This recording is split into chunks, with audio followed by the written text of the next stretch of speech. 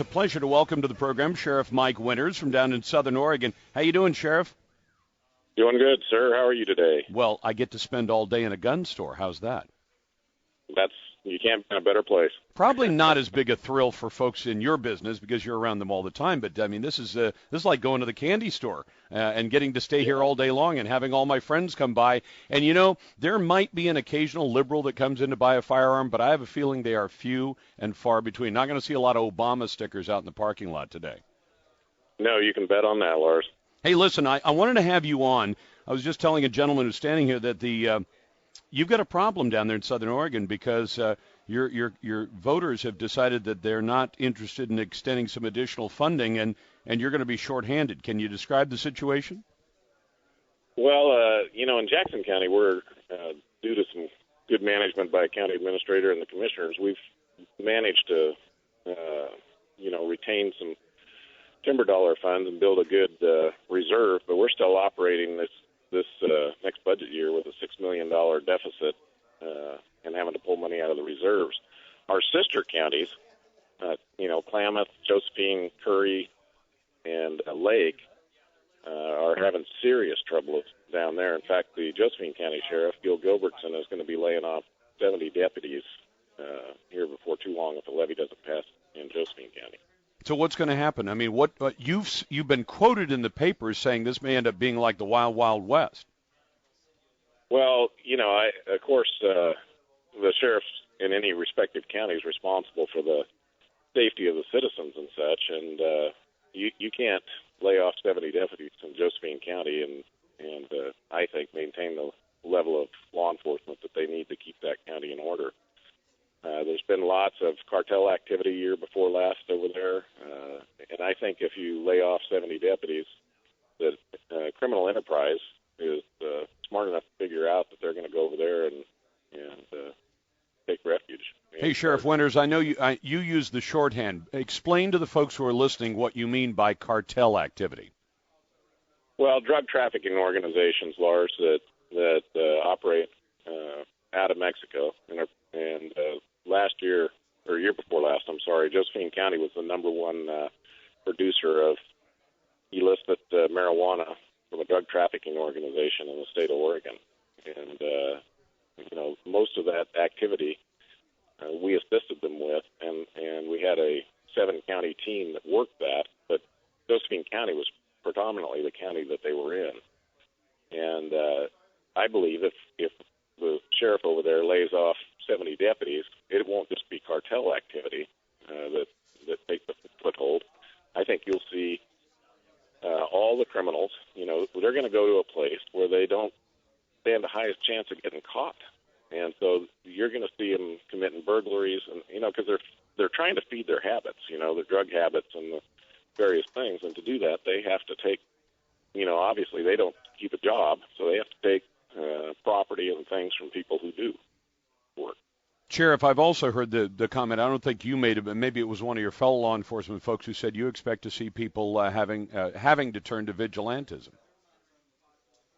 Well, I think that could be the sheriff's perspective to some degree, that something like that could happen. But the law enforcement, we try to, the government, I don't like an oversized government just like anybody else, but there's certain things that they can't do for themselves, or the people can't do for themselves, and take stolen car reports and burglary reports and all those types of things are one of those activities.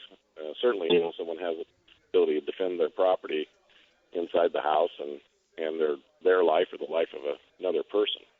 But it's all the peripheral stuff that I think you're going to see a great increase in crime in Josephine County if the sheriff has to not only lay off 70 deputies, but cut his jail down anymore. So in other words, the bad guys will know they're not going to spend even a night there unless they've really done something off the charts. So can you say honestly that the county has cut everything that it can cut from its other functions, since, as far as I'm concerned, the number one function of local and federal government is public safety? So, have they cut everything else out, or have they left some things there that the citizens could honestly say, you could cut that and add some deputies? Well, I'm not sure that I think Josephine County is cut to the bare bones at this point. And I know we've cut quite a bit down, and like I said, in Jackson County, we still have a $6 million gap to fill.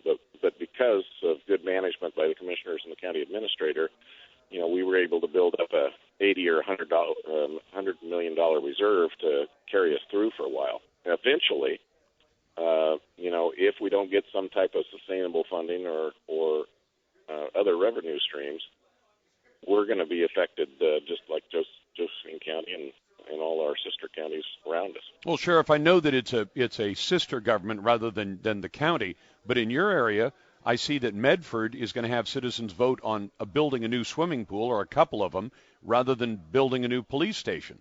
And it seems to me, and I guess to a lot of people, that they got their priorities out of whack. And we see this from governments all over the Pacific Northwest where, they spend on bike paths up here in Portland instead of paving roads, and then they turn around and say, hey, we're short of money. And I want to make sure we address that.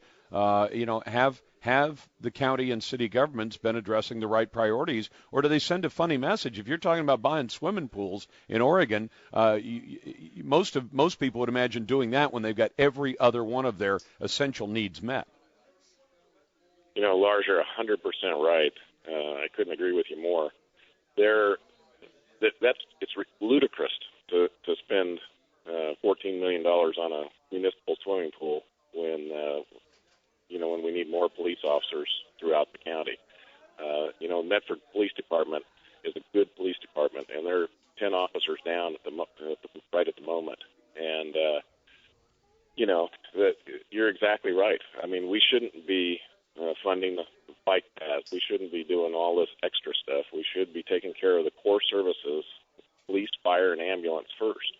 The other thing I think a lot of times that gets missed is when our federal government is out of control and they don't manage their revenues properly, then they cut the money that comes to the state.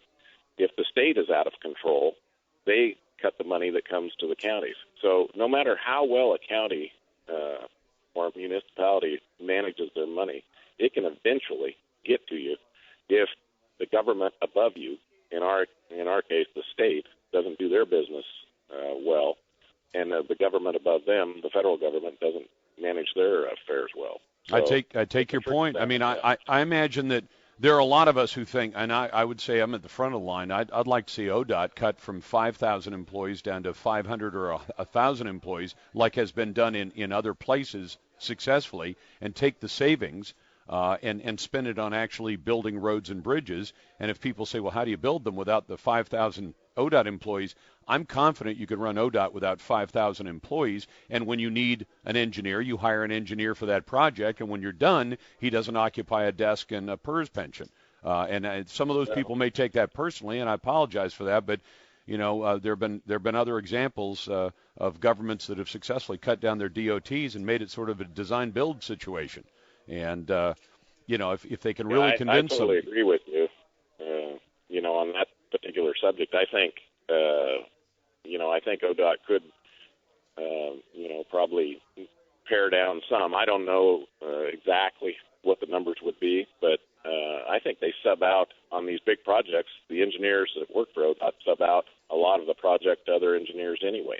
So it makes you wonder what those 5,000 people are doing, and if Oregon wouldn't be better off with 4,000 fewer ODOT employees and 4,000 more deputies spread around to the 36 counties. Well, I know that when I started with the Oregon State Police back in 1984 at the Medford Patrol Office, there was 32 troopers, and when I left in 1998, there was 9 of us on the road. To a bigger population and more roads. Sheriff, it's a pleasure as always to have you on the show. Thanks for taking the time on a Friday, and good luck down there. Thank you, sir. Take care. You bet. Sheriff Mike Winters from down in Southern Oregon.